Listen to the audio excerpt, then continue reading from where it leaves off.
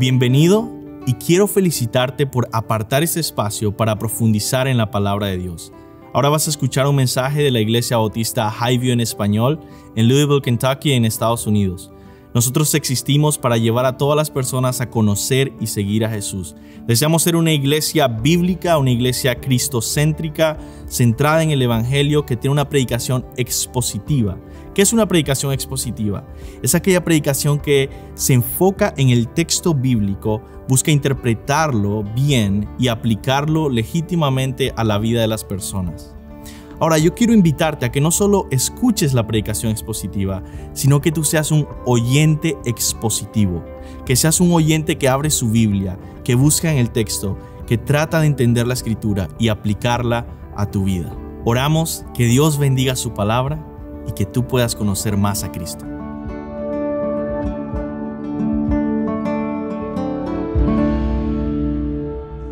Amén. Pueden sentarse. Es mi privilegio introducir al predicador invitado de hoy, que es el doctor Ramón Osorio.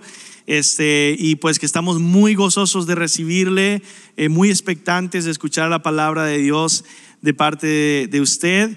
Y pues lo más importante que hay de verdad en nuestros corazones sobre Ramón es que él fue usado por el Señor para comenzar esta iglesia hace 16 años atrás. Y tengo algunos detalles del doctor Ramón Osorio acá que quiero leer para ustedes. Ramón Osorio es pastor ordenado hondureño, cuenta con una maestría en teología y un doctorado en ministerio del Southeastern Baptist Theological Seminary. Durante décadas, el doctor Osorio ha iniciado y liderado iglesias hispanohablantes en Honduras y Estados Unidos. Actualmente funge como director de plantación de iglesias etnolingüísticas para la Junta de Misiones Norteamericana. Osorio está casado con Rosana Osorio y tiene 3 hijas y 3 nietos. Vamos a darle un aplauso y darle la bienvenida.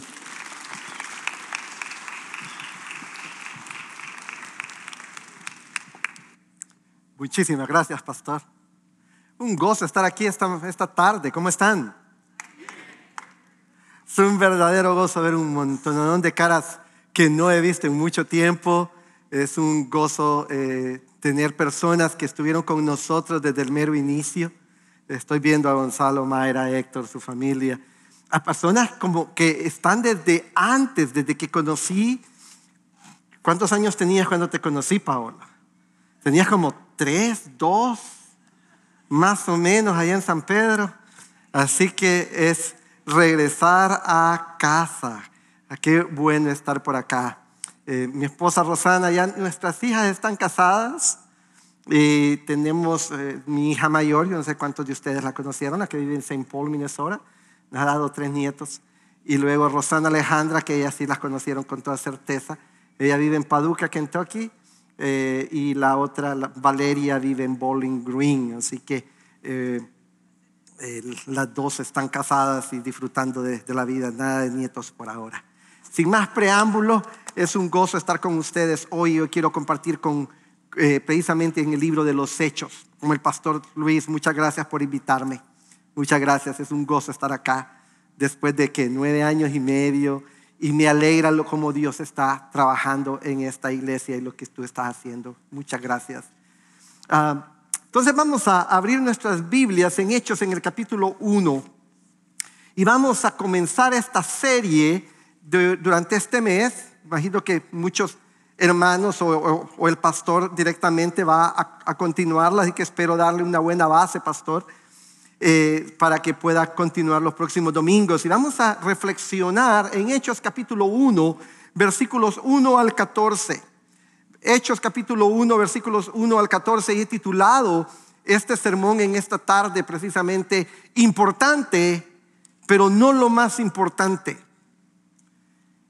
Y es importante que ustedes tengan esto en mente durante este tiempo, durante los siguientes minutos que vamos a compartir. Porque es importante que sepan que es importante, pero es aún más importante que sepan que no es lo más importante. Para que al final todos podamos salir sabiendo qué es realmente lo más importante. Porque una vez que sabemos que es lo más importante, podemos entonces dedicarnos a eso. Así que en Hechos, mis amados hermanos, este es un libro muy interesante. Es de hecho mi libro favorito. Usted va a mi biblioteca y encuentra en mi biblioteca que cientos de libros, pero la gran mayoría en cuanto al Nuevo Testamento están enfocados en Hechos, precisamente porque la plantación de iglesias y el evangelismo es mi pasión. Imagínese si no tuviéramos el libro de los Hechos.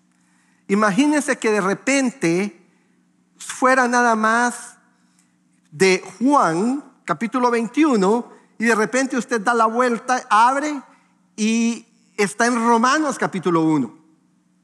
Usted se saltó Hechos. Imagínese que no existe el libro de Hechos y lo que usted tiene en ese momento es una serie de preguntas. Las preguntas como, ¿qué es? Gracias, mi hermano. ¿Qué es quién es Pablo? ¿Cómo llegó el evangelio a Roma? Si la última vez que lo vimos Jesús estaba en Jerusalén y los discípulos estaban en Jerusalén. ¿Qué pasó en todos estos años? Y todas estas preguntas que usted se podría hacer, las responde Lucas en el libro de Hechos. Un erudito del Nuevo Testamento ha dicho que el título de este libro de los Hechos podría ser ¿Cómo trajeron la buena noticia de Jerusalén a Roma? ¿Cómo trajeron la buena noticia de Jerusalén a Roma? Usted sabe que la buena noticia es el evangelio. ¿Cómo fue que el evangelio llegó desde Jerusalén a Roma, la capital del imperio? El libro de los Hechos, como usted probablemente sabe, es la segunda parte del evangelio de Lucas. Y si usted es realmente nuevo en esto de la Biblia, entonces quiero que sepa que el libro de los Hechos está justamente después del libro de Juan, que son los primeros 4 evangelios del Nuevo Testamento. Fue escrito alrededor del 62 después de Cristo. Es decir, ya nos estamos acercando al aniversario de eso, ¿no? Lo escribió un hombre llamado Lucas. Era un médico, compañero de viaje de Pablo. El único gentil que escribe en el Nuevo Testamento. Cuando hablo de gentil, estoy diciendo alguien que no es judío. Es el único no judío del Nuevo Testamento. De hecho, este hombre, Lucas, escribió el 25% de todo el Nuevo Testamento.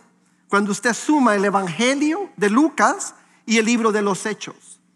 La idea es que era una sola obra, 2 volúmenes. Y si usted se fija ahí en el versículo 1, dice: en el primer relato, estimado Teófilo. El evangelio de Lucas también se lo dedicó a este Teófilo. Allá le dice excelentísimo Teófilo. Da la impresión que en Lucas estaban comenzando a conocer y aquí ya son un poco más amigos. La palabra Teófilo significa amadores de Dios. Así que no falta quien diga que Teófilo no era un hombre en específico a quien se le estaba invitando para que recibiera este texto, sino que es una palabra general para todos los que son amadores de Dios. Pero lo más seguro es que este Teófilo era la persona que pagó por los gastos de Lucas para escribir tanto el evangelio como el libro de los Hechos, y que es un hombre en realidad que existe como tal, una persona. Seguimos sin saber quién era, pero le agradecemos si él fue el que pagó por esto, porque nosotros también hemos sido bendecidos. Y a propósito, qué interesante es ver cuando uno invierte en el reino, cómo nada limita, ni el tiempo, ni la historia, ni la geografía limita las inversiones que se hacen en el reino. Este hombre Teófilo bien pudo haber comprado cualquier otra cosa, pudo haber usado ese dinero en cualquier otra cosa, pero lo invirtió en algo que ha tenido tanto valor eterno que ahora lo estamos estudiando y podría ser nada más un paréntesis. ¿Cómo están tus ofrendas para la iglesia? ¿Cómo estás invirtiendo en el reino? ¿Estás gastando más en Starbucks durante la semana que lo que traes de ofrenda al Señor? Si es así, qué vergüenza. Mis amados hermanos, el libro de los Hechos lo podemos leer de diferentes formas. Lo podemos leer como académicos. Podemos llegar a este libro y hacer un estudio académico de él. De hecho, mi disertación fue basada en el libro de los Hechos, por eso es que es uno de mis libros favoritos. Lo podemos ver como puro académico. Podemos accesar a él desde el punto de vista histórico, desde el punto de vista geográfico, desde el punto de vista literario, desde el punto de vista lingüístico. Esa es una forma de ver Hechos.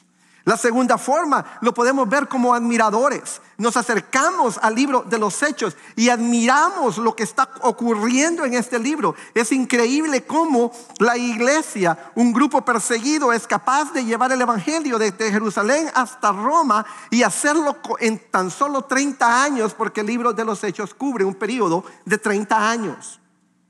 Pero yo quisiera invitarles en este mes, donde ustedes van a estudiar el libro de los Hechos, que se acerquen a él no como académicos, no como admiradores, sino como adoradores. Como gente que se está acercando a él, entendiendo que el capítulo 28 de Hechos no termina, sino que simple y sencillamente da paso porque la historia continúa. Y nosotros somos parte de esa historia como adoradores del verdadero Dios. El libro de los Hechos, mis amados hermanos, Lucas lo escribió con 3 propósitos. El primero de ellos fue defender la inocencia de la fe cristiana. Si usted lee Hechos, da la impresión clara que Lucas está intentando hacer ver a Teófilo que realmente la fe cristiana no es peligrosa.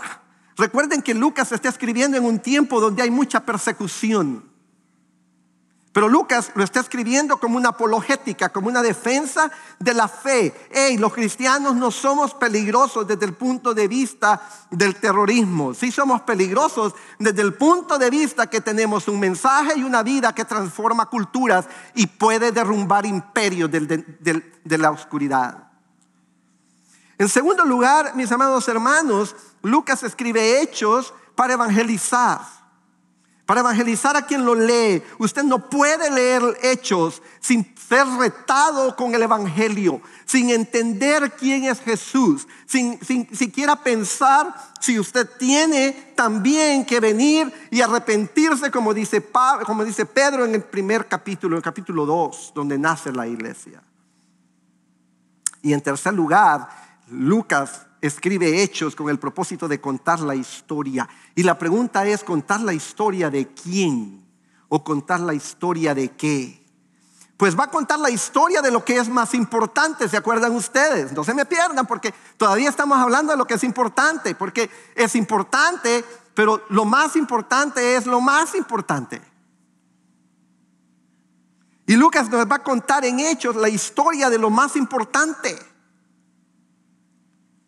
Durante esos primeros 30 años de la iglesia, desde su nacimiento en Hechos 2 hasta su llegada a Roma. Y cuenta la historia de la iglesia, puede usted decirme. Y hay muchas personas que han escrito libros que creen que efectivamente lo más importante es contar la historia de la iglesia, pero yo tiendo a diferir, y con ellos muchos también otros. Porque la iglesia es lo que es importante. Por eso estamos aquí, porque la iglesia es importante para ustedes, la iglesia es importante para mí.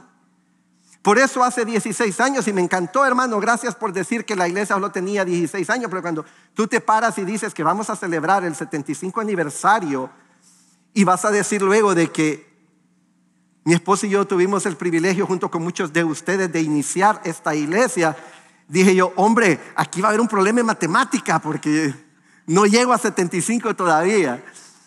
Highview en español se llamaba La Respuesta en su momento, nació en junio del 2006.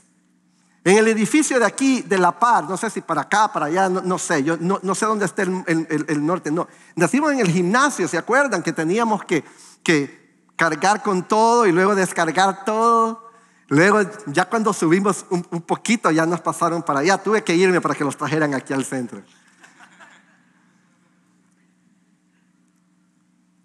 Mis amados hermanos, la iglesia es importante, pero creo yo que el libro de los Hechos no narra la historia de la iglesia.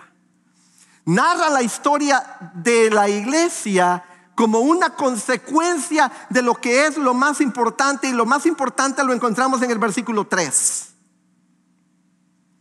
Dice la palabra del Señor: a estos también, después de su padecimiento, se presentó vivo con muchas pruebas convincentes, apareciéndoseles durante 40 días y hablándoles de lo relacionado con ¿qué? No les escuché. ¿Con qué? Con el reino de Dios. Dígalo conmigo: reino de Dios. Mis amados hermanos, así me gusta, eso así es. Tenías que ser mi nieta adoptiva. Los que conocieron a Héctor, es la niña de Héctor. Lo mismo encontramos, mis amados hermanos, en Hechos capítulo 28. Si usted va a Hechos 28, usted va a encontrar que todo el libro de Hechos, desde Hechos 1:3 hasta Hechos 28, son los dos emparedados, son los dos panes del sándwich. El sándwich está en medio. El medio es la historia de la iglesia, porque la iglesia es importante, pero lo que sostiene la historia de la iglesia es el mover del reino de Dios. Mire Hechos 28, 30 al 31. Dice: Pablo se quedó por 2 años enteros en la habitación que alquilaba y recibía a todos los que iban a verlos, predicando, adivinen qué, el reino de Dios, y enseñando todo lo concerniente al Señor Jesucristo con toda libertad, sin estorbo.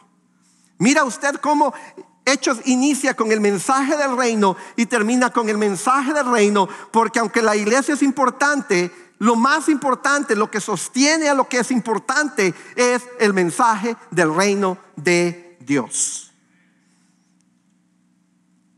Es decir, el tema principal no es la iglesia. El tema principal es el reino.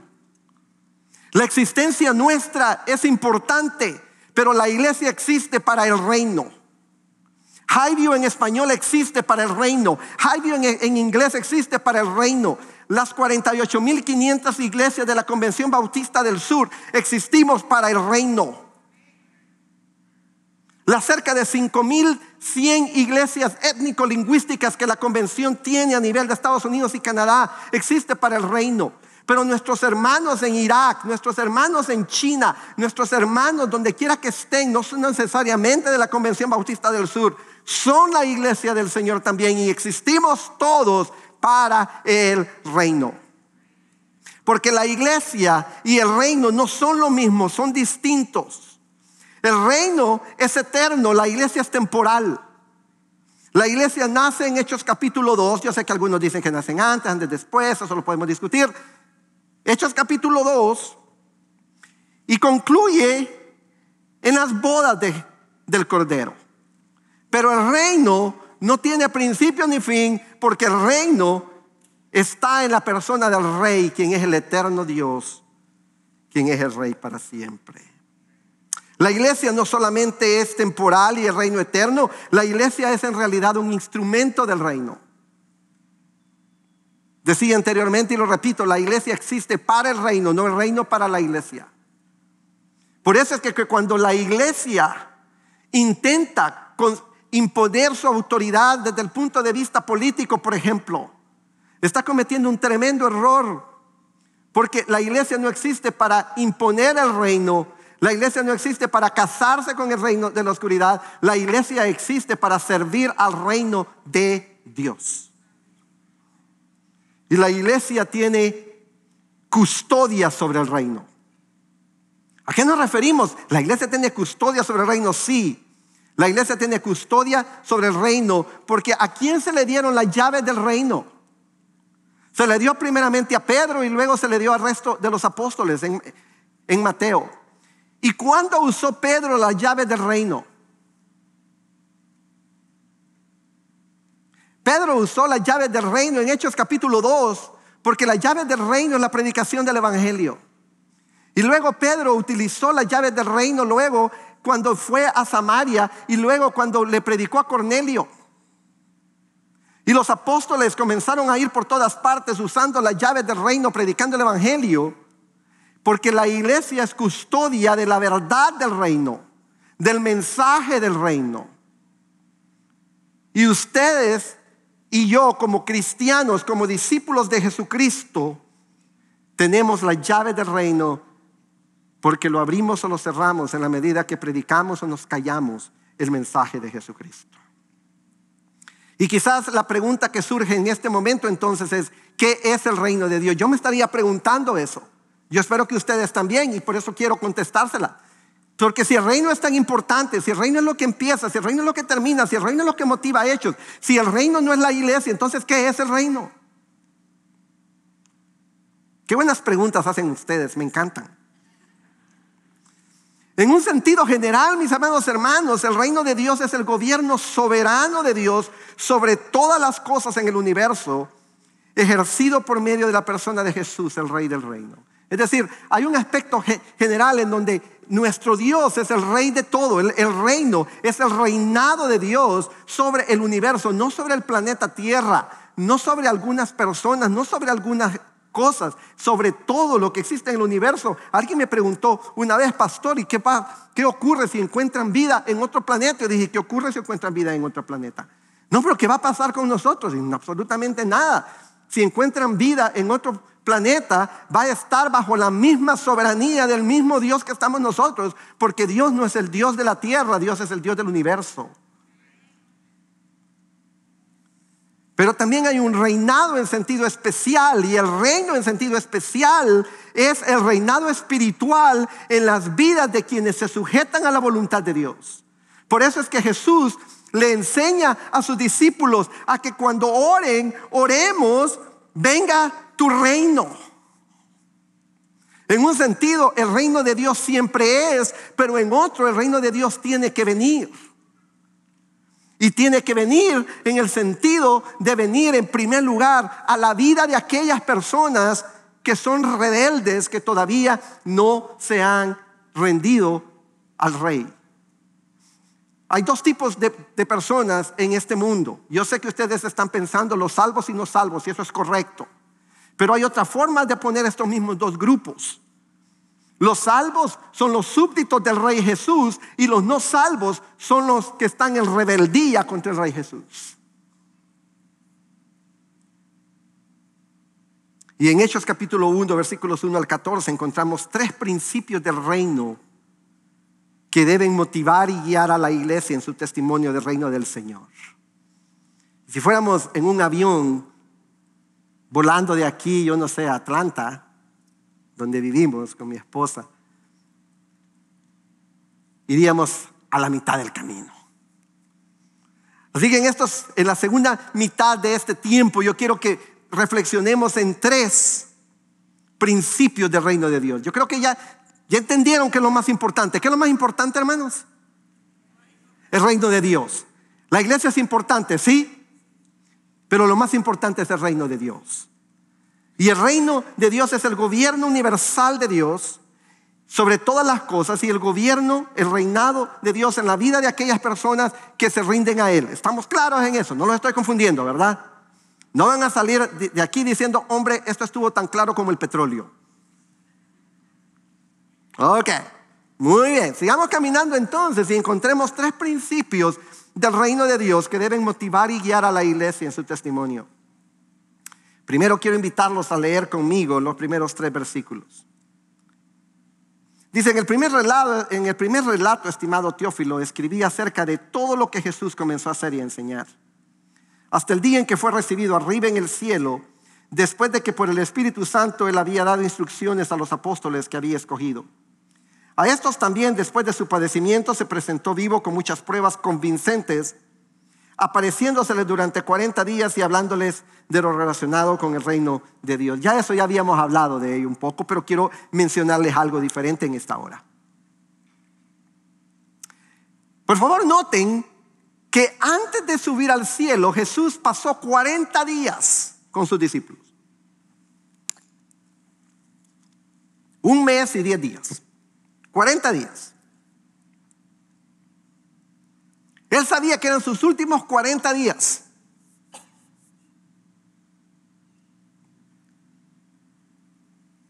Y es interesante que Jesús dedicó esos 40 días a enseñarles sobre el reino, como decíamos. Entonces, mis amados hermanos, el primer principio que yo quiero que salgan esta tarde con él es que el mensaje del reino de Dios es central. El mensaje del reino de Dios es central. Pero no solamente fue central para Jesús después de la resurrección, siempre lo fue. Mire lo que dice Lucas. En el primer relato, estimado Teófilo, escribía acerca de todo lo que Jesús comenzó a hacer y enseñar. Es decir, no hay una ruptura entre lo que Jesús comenzó a hacer y enseñar en su ministerio terrenal con lo que Jesús comenzó a enseñar después de su resurrección. Jesús no cambió de tema, Jesús no cambió de énfasis, Jesús no cambió de centralidad. Para él el reino de Dios fue central desde el principio, es central ahora y es central después.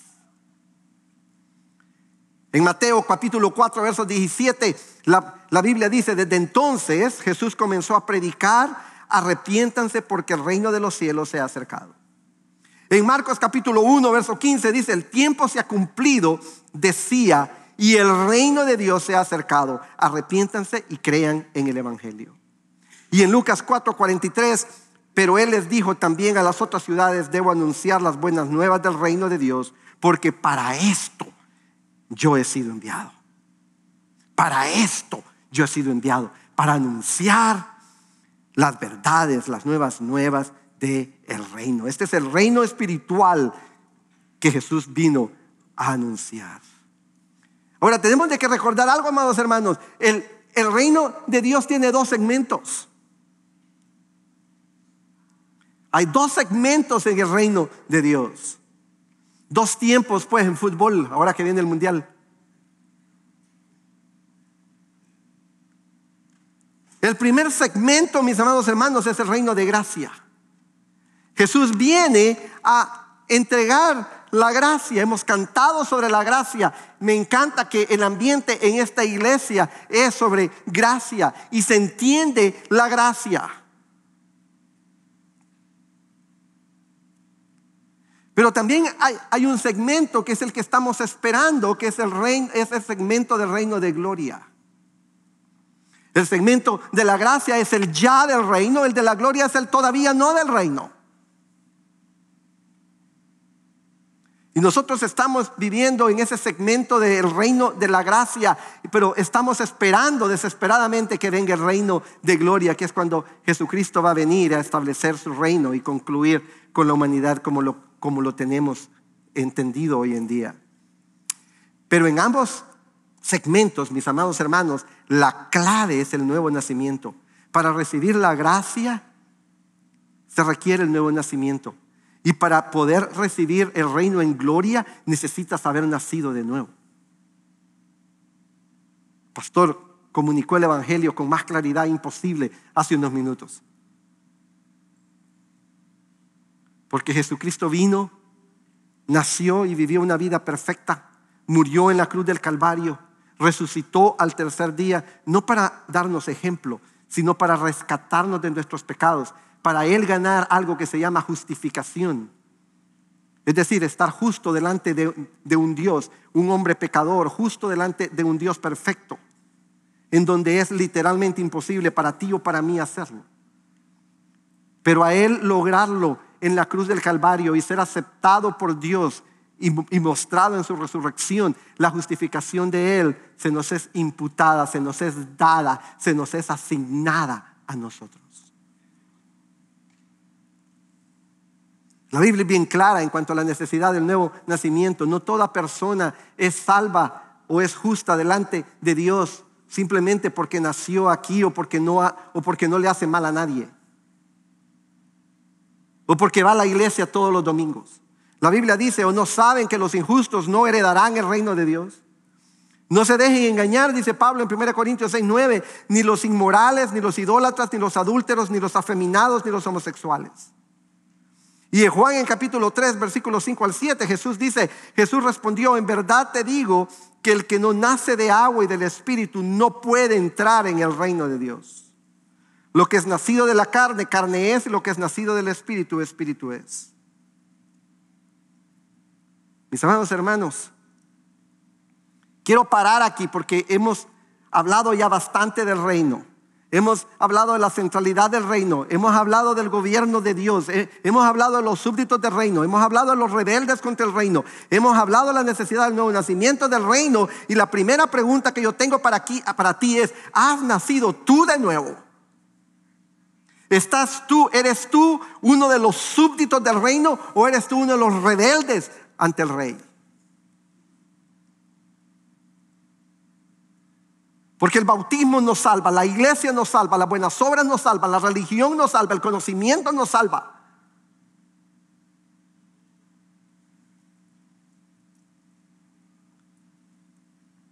Has nacido de nuevo.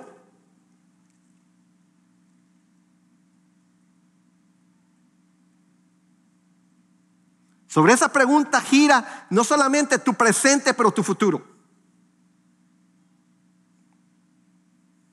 Y para los que dicen, sí, ya he nacido de nuevo, yo soy súbdito del reino, gloria a Dios por tu vida. Pero surge una segunda pregunta y es, ¿qué tan central es el reino para ti? ¿Es más importante el sueño americano o el reino de Dios para ti? No me tiene que contestar. Porque usted no puede decir lo que usted quiera. Al final de cuentas, eso es entre usted y Dios, en la intimidad de su corazón, en la profundidad de su ser. Y si quiere saber si es más importante, ¿qué es más importante? Si el reino de Dios o cualquier otra cosa. ¿Es más importante el reino de Dios o tu familia? ¿Es más importante el reino de Dios o el entretenimiento? ¿Es más importante el reino de Dios o tu trabajo? Lo que tienes que ver son tres cosas fundamentales. Mira tu chequera, mira tu agenda y mira tus oraciones. Y ahí vas a saber cuáles son tus prioridades. Ahí vas a saber quién es central en tu vida. Mira de qué hablas. Mira cómo alimentas tu mente y tu corazón día a día. No me digas, sí, yo busco primero el reino de Dios. No, eso es entre tú y Dios. Tú sabes más, yo no sé. Y en un sentido mejor que no sepa, porque quiero quererte. Lo que sí te puedo decir es que la persona que tiene el reino de Dios como central en su vida es una persona que ama a Dios por sobre todas las cosas y al prójimo como a sí mismo. La persona que tiene el reino de Dios como central en su vida se ha deshecho de ídolos. La persona que tiene el reino de Dios como central en su vida sigue los pasos de Jesús en obediencia, en adoración y en sujeción. La persona que tiene el reino de Dios como central en su vida sirve sin esperar nada a cambio. Pero avancemos porque vamos en un avión, ¿se acuerdan? Ya tenemos que ir pasando Nashville por ahora. Hay un segundo principio que es básico en este texto desde del 1 al 14. Y ese está en los versículos 4 al 11. Y reuniéndolos les mandó que no salieran de Jerusalén, sino que esperaran la promesa del Padre, la cual les dijo: oyeron de mí, porque Juan bautizó con agua, pero ustedes serán bautizados con el Espíritu Santo dentro de no pocos días. Entonces los que estaban reunidos le preguntaban: Señor, ¿restaurarás en este tiempo el reino de Israel? Jesús les contestó: no les corresponde a ustedes saber los tiempos ni las épocas que el Padre ha fijado con su propia autoridad. Pero recibirán poder cuando el Espíritu Santo venga sobre ustedes y serán mis testigos en Jerusalén, en toda Judea y Samaria y hasta los confines de la tierra. Y después de haber dicho estas cosas, fue elevado mientras ellos miraban, y una nube lo recibió y lo ocultó de sus ojos. Mientras Jesús ascendía, estando ellos mirando fijamente al cielo, se les presentaron 2 hombres en vestiduras blancas que les dijeron: varones galileos, ¿por qué están mirando al cielo? Este mismo Jesús que ha sido tomado de ustedes al cielo vendrá de la misma manera, tal como lo han visto ir al cielo. Mis amados hermanos, el segundo principio, el primero es que el mensaje del reino de Dios es central. El segundo principio es que el alcance del reino de Dios es mundial. El alcance del reino de Dios es mundial. Mire usted cómo al final de su ministerio terrenal, el Rey Jesús les da a sus discípulos una misión de alcance mundial.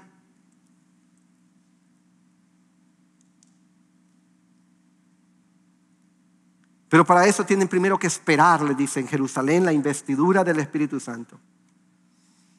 Las instrucciones de Jesús sobre el reino y la promesa del Espíritu Santo sacan a relucir en los discípulos su confusión sobre el reino de Dios. Mira, Jesús les ha hablado durante 3 años sobre el reino de Dios. Jesús ha hecho cosas durante 3 años sobre el reino de Dios. Aquí está 40 días después y sigue centrado en el reino de Dios.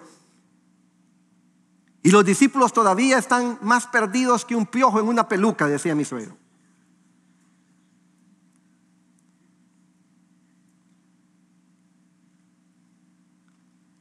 Ellos no entienden. Les dice, entonces los que estaban reunidos, los discípulos, le preguntaban: Señor, ¿restaurarás en este tiempo el reino a Israel? Para ellos la concepción del reino era limitada, era chiquita, era cortita, era pequeña. Ellos lo que querían era que Israel volviera a ser como cuando David era rey.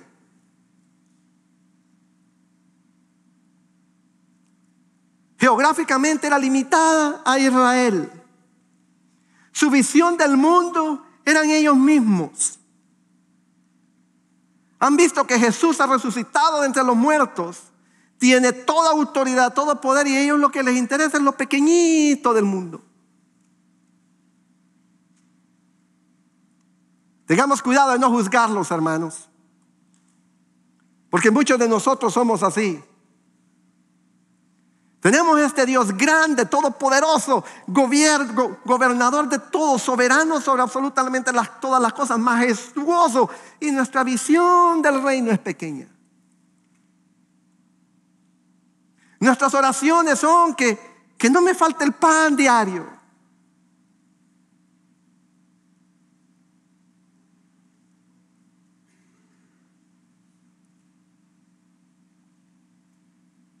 Y Jesús les dice: ¿saben qué?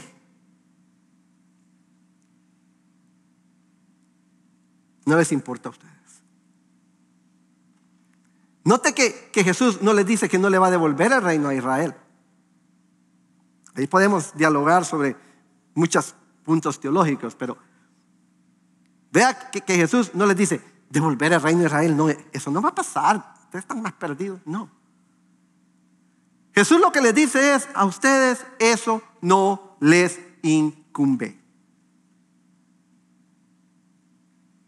Lo que les importa a ustedes es que van a recibir poder cuando venga la persona del Espíritu Santo sobre ustedes y van a ser mis testigos.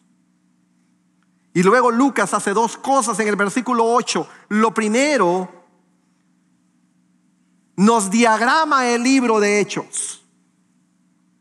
Hechos 1:8 es el diagrama, es el bosquejo de todo el libro. Porque vemos cómo el evangelio va de Jerusalén, Judea, Samaria y hasta lo último de la tierra, que en ese tiempo es Roma.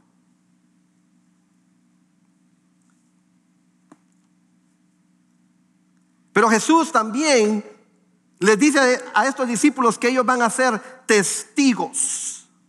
¿Y qué hacen los testigos? ¿Quién sabe lo que hace un testigo? Un testigo atestigua, testifica, cuenta lo que ha visto. Aquí Jesús no les está diciendo: los voy a hacer evangelistas. Aquí Jesús no les está diciendo: y ustedes serán pastores, ustedes serán plantadores, ustedes serán misioneros. Jesús les está dando esto al nivel más básico. Les dice: ustedes van a ser mis testigos. Por eso en el versículo 2 es que les dio muchas pruebas convincentes de su resurrección. Porque lo que iban a ir a hacer era atestiguar a todo el mundo, partiendo de Jerusalén, que Jesús era el Mesías prometido, quien había resucitado de entre los muertos, que había muerto al tercer día, resucitó.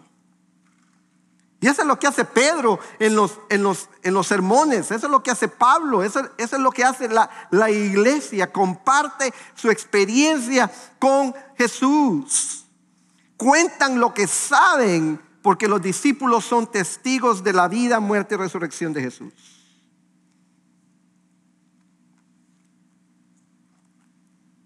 Mis amados hermanos, son testigos del evangelio, de las buenas nuevas del reino de Dios. Y aprovechan cada oportunidad para hacerlo. Pero Jesús les dice, tienen que esperar al Espíritu Santo. Yo me preguntaba por qué, si da la impresión que es sencillo el asunto. Yo puedo contar lo que vi. ¿Saben qué? Hoy venía en la 65 Norte de Bowling Green para acá, y a mi izquierda vi 3 carros de policía estacionados allá a la izquierda. No me cuesta contarlo, yo lo vi.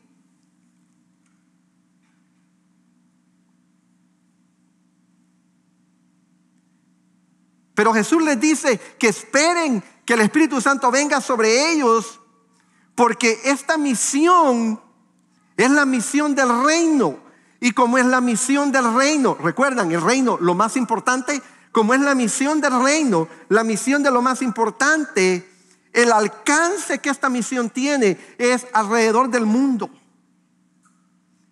Es decir, el alcance del testimonio de los discípulos era un alcance que tenía que atravesar barreras culturales, barreras sociales, barreras económicas, barreras políticas, barreras educativas, barreras lingüísticas, barreras generacionales.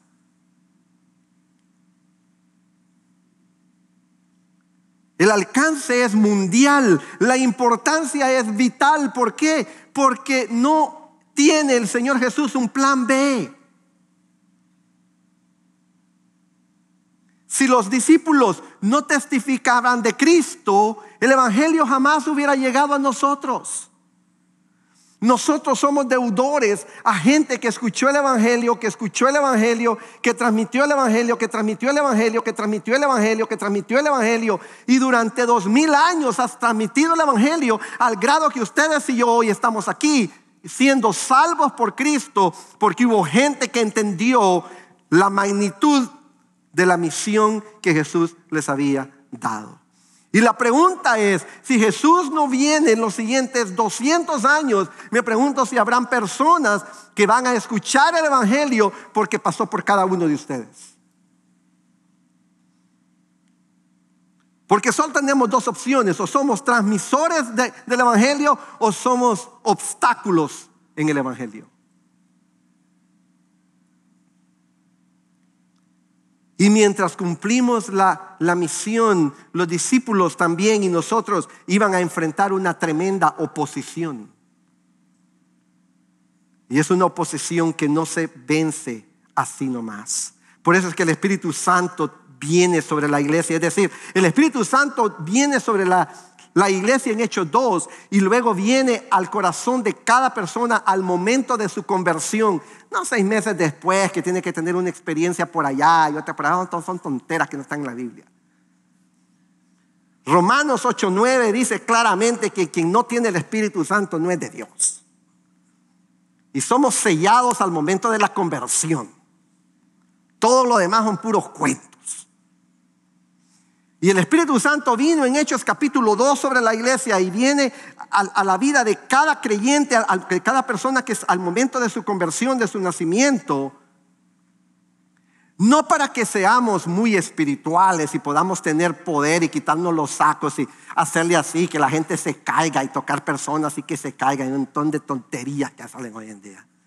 Que a quien se inventa las tonteras más grandes. El Espíritu Santo viene y existe y vive y funciona en la iglesia para que nosotros, mis amados hermanos, seamos sus testigos. ¿Para qué creen ustedes que Jesús nos ha dejado aquí en la tierra?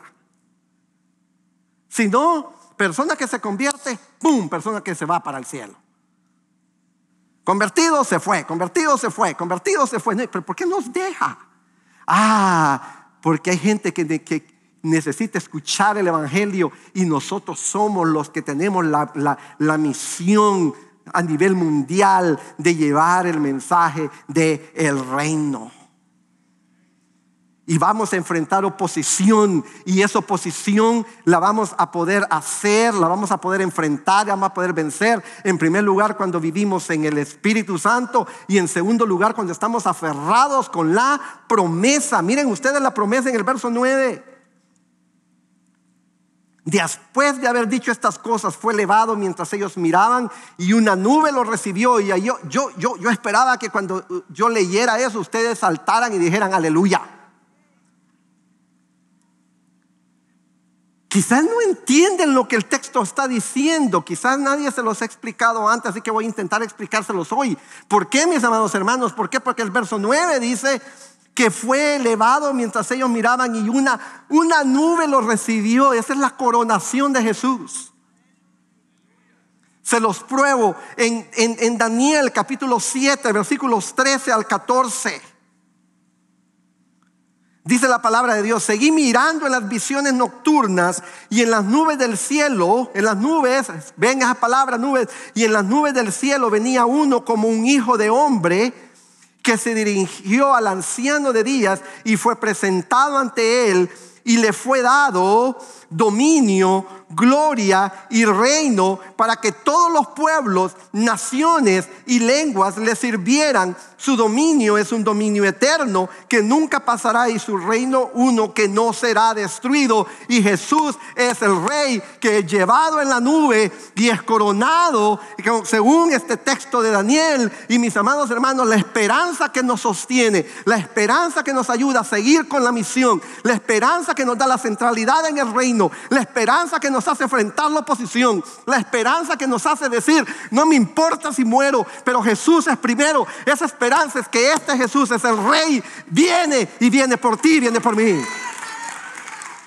Oh, amados hermanos, la iglesia necesita entender esto, porque ese es el poder del rey. Esa es la realidad del reino en que vivimos. Esa es la realidad del rey de quien somos súbditos. No, sí, yo soy súbdito de Jesús. No, somos súbditos del rey de reyes y señor de señores, por favor. Oh, mis amados hermanos. Y ante esa verdad, la pregunta que surge es: ¿cómo anda tu impacto como testigo de Jesús? ¿Cómo anda tu vida como testigo de Jesús? Porque ser testigo no es salir a visitar el lunes en la noche o el sábado en la tarde. Eso es bueno hacerlo si usted quiere hacerlo. Pero ser testigos de Jesús significa, mis amados hermanos, entender que Dios te tiene trabajando donde te tiene trabajando, no para que ganes un sueldo. Te tiene trabajando donde te tiene trabajando para que seas sal y luz, y para que ahí lleves el mensaje del evangelio, y para que cumplas tu misión, porque el reino es lo más importante. Y de chascada, de extra, te llevas un sueldo. No vives donde vives, en el edificio de apartamentos, en la zona de trailers, o en la comunidad cercana, donde quiera que tú vivas. Tú no vives ahí para que te guardes del sol y de la lluvia y de la nieve. Tú vives ahí para ser sal y luz, para que tú seas el testigo de Jesús en esa zona. Y por extra, por chascada, decimos en mi país, es que tú te puedes cubrir del sol y del techo, y tienes un techo, y cubrirte del sol y de la lluvia. Pero Jesús no te tiene ahí para otra cosa. Si estás estudiando, Jesús no te tiene ahí para que saques un diploma. Jesús te tiene ahí para que tú seas la sal y la luz, para que tus compañeros, maestros y personal que trabaja ahí conozca de Cristo y conozca a Cristo. Pocas cosas me han impactado más que escuchar cómo gente en la Academia Cristiana de Louisville hablaba de Don Fito, hombre a quien amé profundamente. Yo estuve en ese sepelio. Tuve el privilegio de dirigir el sepelio de este hombre. Desde el superintendente, estudiantes, maestros, no había absolutamente nadie en ese lugar que no haya sido afectado por el testimonio cristiano de don Héctor Medina Padre.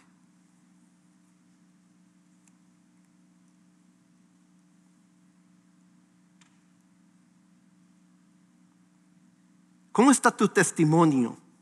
No te compares con Pablo o con Pedro. ¿Cómo está tu testimonio? Yo le voy a decir, le voy a ser sincero, y Héctor hasta ahora va a escuchar eso. Yo me sentí como cucaracha cuando escuchaba todo eso. Porque yo sabía que si ese hubiera sido el estándar, si ese fuera el estándar, estaba muy por debajo.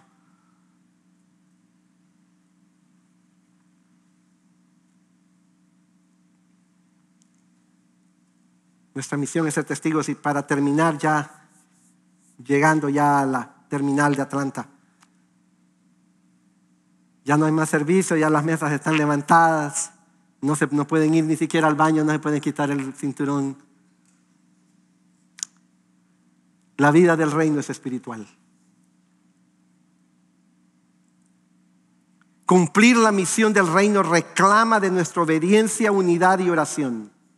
Repito esto: cumplir la misión del reino reclama de nuestra obediencia, unidad y oración. Versículos 12 al 14 dice: entonces los discípulos regresaron a Jerusalén desde el monte llamado de los Olivos, que está cerca de Jerusalén, camino de un día de reposo, 1.2 kilómetros más o menos.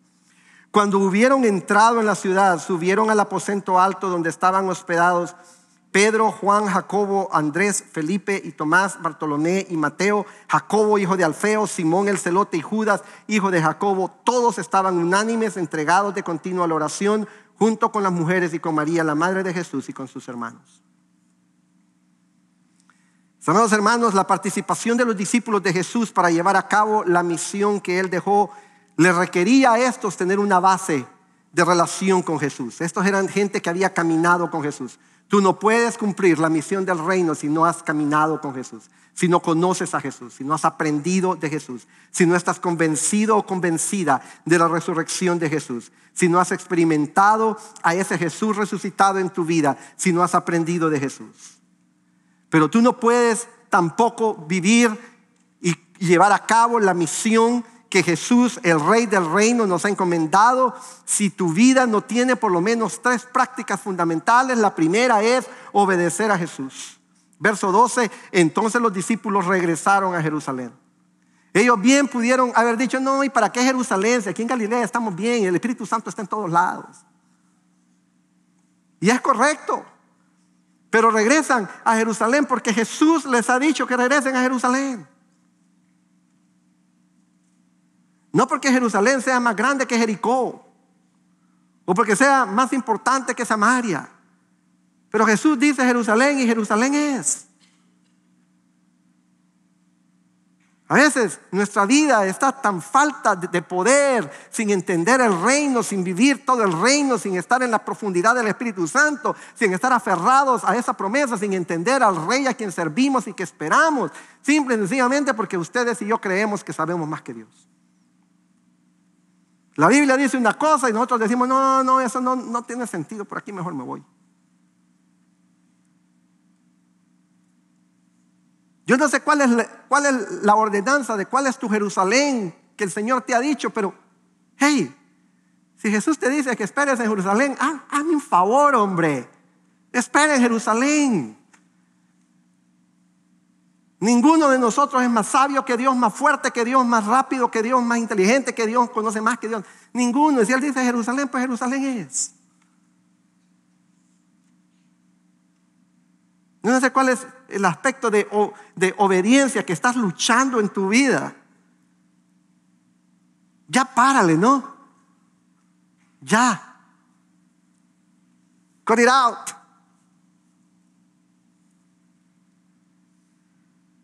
Stop. Detente. Ya no sé qué otros idiomas usar porque no sé otro. Obedece a Dios y punto, hombre. ¿Cuál es tu problema? Si Él es el rey, tú no. Como en mi casa las cosas son súper felices. Porque yo, Ramón Osorio, siempre tiene en mi casa la última palabra. Sí, mi amor.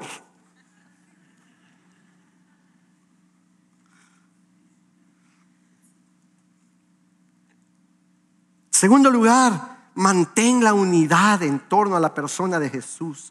Estos hombres, estas mujeres, dice que estaban juntos, entregados a la oración. Dejen de estar, por favor. Yo no sé si ustedes aquí, pero yo tengo el privilegio de viajar a cientos, si no miles de iglesias y de conocer cientos y miles de pastores a nivel nacional. Y la queja número uno hoy en día, ¿saben cuál es? La iglesia se está dividiendo. ¿Y por qué se está dividiendo? Por política.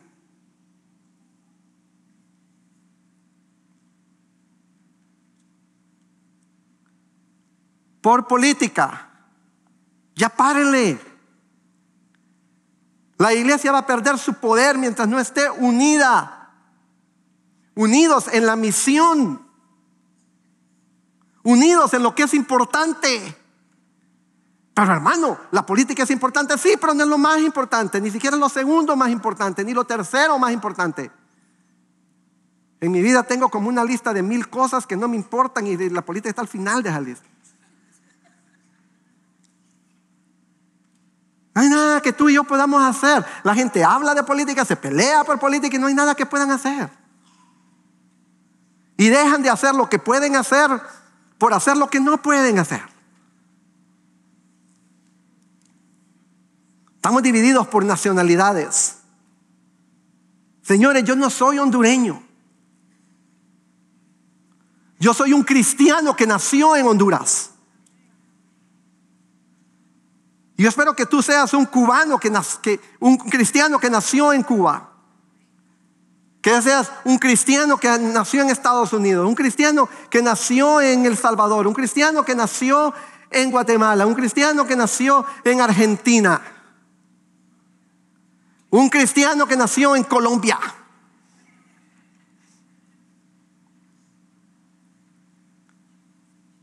La iglesia se está dividiendo por equipos de fútbol. La iglesia se está dividiendo por generaciones, por estilos de adoración. Y en todo esto quien está ganando es Satanás, porque la iglesia tiene que ser obediente y unánime, y luego tiene que ser una iglesia de oración. Porque la predicación del reino, el llevar el reino de Dios al reino de las tinieblas, es una batalla espiritual. Y la batalla espiritual no es atar demonios que se desatan en 3 minutos. La batalla espiritual es orar para que el evangelio penetre las tinieblas. Mis amados hermanos, yo espero que todos y cada uno de nosotros salgamos de aquí sabiendo que nuestra gran necesidad hoy en día es mantener lo más importante, lo más importante. Y que los siguientes 16 años de Highview en español o los siguientes 75 años de Highview en inglés sea como lo que es, el instrumento del reino de Dios. Que Dios les bendiga y muchas gracias, pastor.